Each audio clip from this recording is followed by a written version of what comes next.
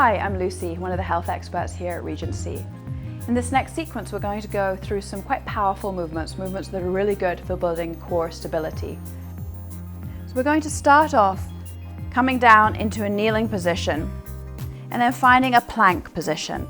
So your hands go down, fingers are spread wide. We never want to have the fingers crunched together. I want to see your hands completely flat on the mat, palms pressing down. Bring your shoulders just over your wrists and then take your legs back and come into a plank. Let's hold here for a moment.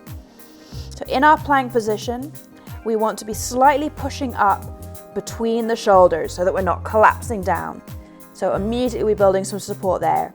Then engaging your tummy muscles, your stomach muscles, your core, and pulling up through there. And then strong through the legs. So the knees aren't wobbling, they're not flexed, they're strong and they're straight. Come back to that place between your shoulders and push up through there. And drop down.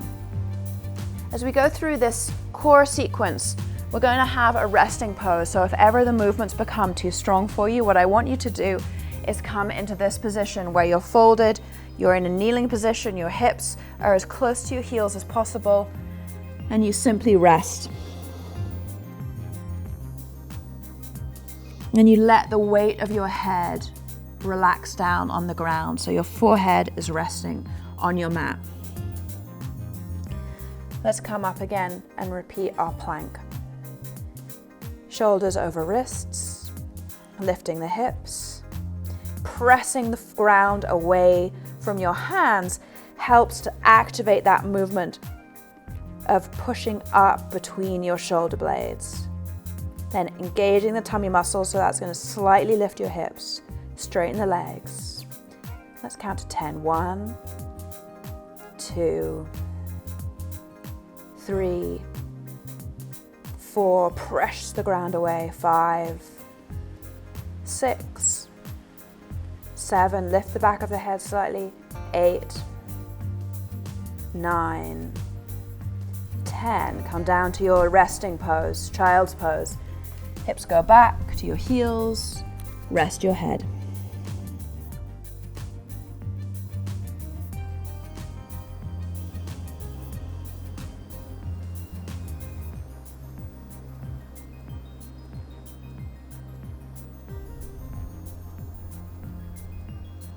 Coming up again. This time we're going to add to the sequence. We're going to move between plank and downward dog. Coming back to plank, where your shoulders come forwards. Downward dog, pushing back, bend your knees slightly, push as far back as possible, pushing the ground away from you, and then start to push your heels to the ground. Holding here. Coming forwards again into plank position. Imagine it's your hips that initiate the movement, and then lifting the hips. The hips go high, even as they go diagonally back in space. The knees may need to stay bent, your heels may need to stay off the ground, but as we build our flexibility, we start to straighten the legs, pushing the knees back, but without letting the shoulders come forwards. If your hamstrings are tight, I recommend that you keep your knees bent.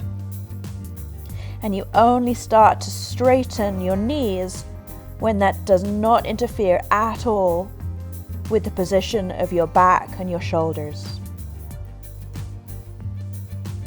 And coming down into the resting position. Child's pose. Let's take the knees slightly apart, the arms reach forwards, and we rest. 3 deep, long breaths.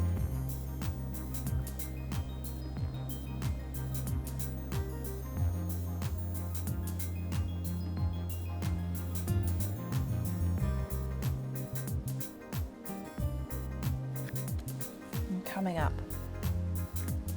Same sequence, finding our plank position, finding the strength as we push the ground away, legs are strong, and then bend your knees slightly, push the ground away from you, and find your diagonal position, leaning back, and then without letting your shoulders Your back moves start to push the heels towards the ground. Breathe deeply. Feel the stretch through the back of your legs. Hollow out your belly as you're scooping it inwards. And then slowly initiating the movement with your hips, so your hips come forwards. You might need to readjust your feet when you're in your plank position. A few breaths. Lifting your chin, the back of your neck should be long. And then lifting with your hips. This time go back as far as possible with your knees bent and keep them bent. And just remembering to rest in child's pose if you need it.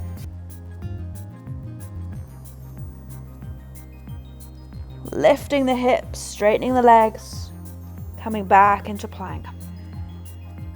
Lifting the back of the head, pushing the ground away, strong and straight through the legs. Coming down and resting. We'll go through one more sequence after this. 3 deep breaths, resting.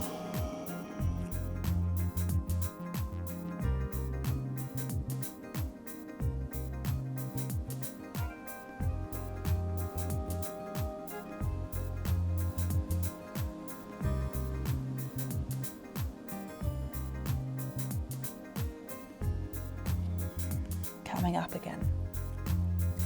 This time we're going to find our way from a plank position into a modified version of what's called upward dog in yoga. So here we are in plank. Very, very slowly start to lower your hips.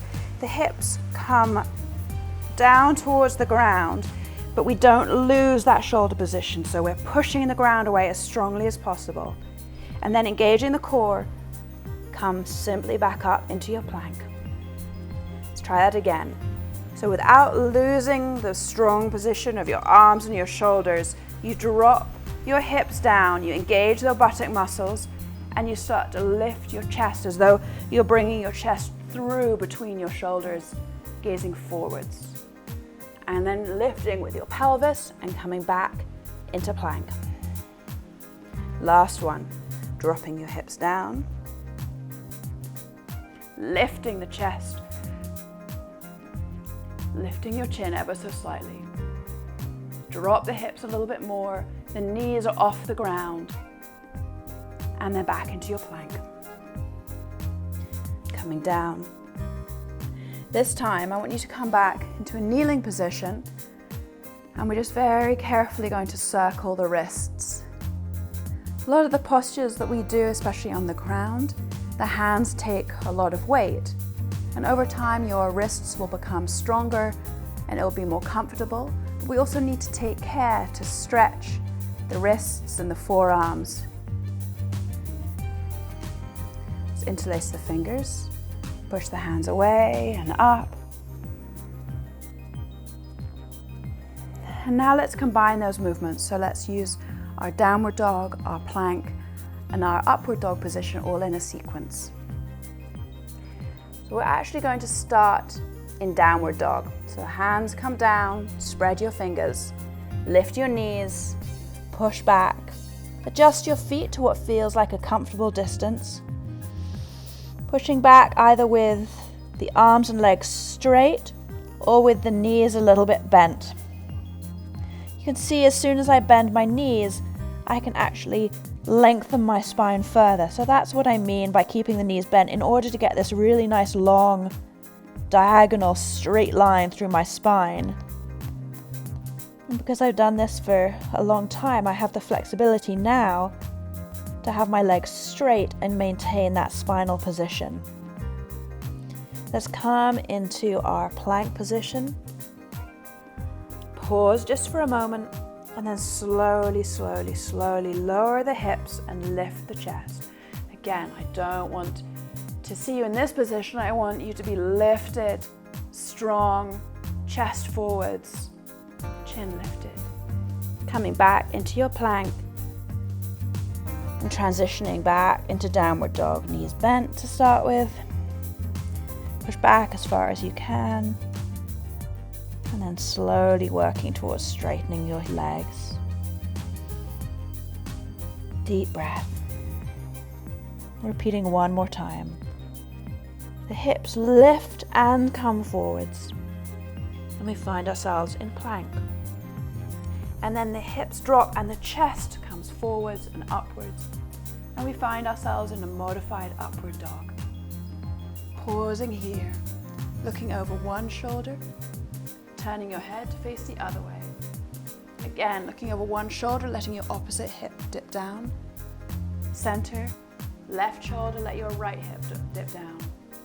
Center with your head, look over your right shoulder, let your left hip drop down. Back to the middle, over your left shoulder, let your right hip drop down. Back into plank. Breathing. And final downward dog.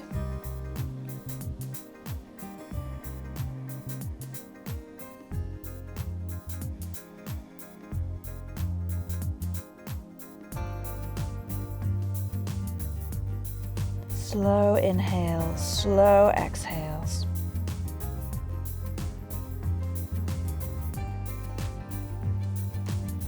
Coming down onto your knees. Let's take a different modification of child's pose. We'll have the knees slightly apart and we're going to let the chest come down and the arms behind us like a pair of wings and our forehead down. Let's take a few breaths.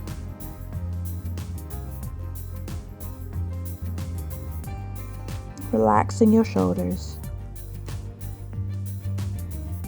Feeling the weight of your arms. Imagining your thoughts pouring out from your forehead into the mat, into the ground, being carried away. Releasing your stress, your tension. Relaxing your back a little bit more.